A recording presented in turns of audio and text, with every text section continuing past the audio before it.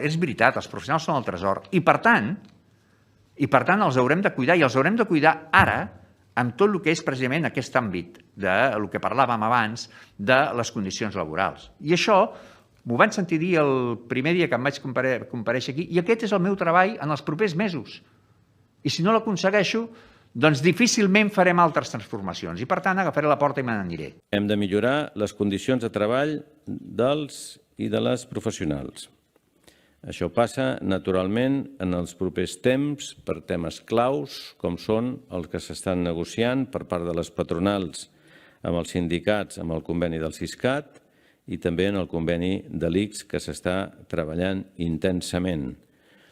Estem per millorar les condicions de treball dels professionals. És imprescindible tractar millor els nostres metges i metgesses i els nostres infermers i infermeres. Ja ho veieu, portem molts mesos escoltant bones paraules i promeses de millora, però tots sabem que de bones intencions l'infern és ple. És l'hora dels fets, no pas de les paraules.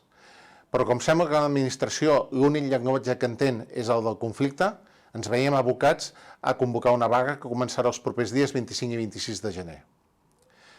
La millor vaga és la que no es fa, bàsicament perquè això vol dir que s'han assolit bona part de les reivindicacions. Tant de bo sigui així, però a hores d'ara res no fa pensar-hi.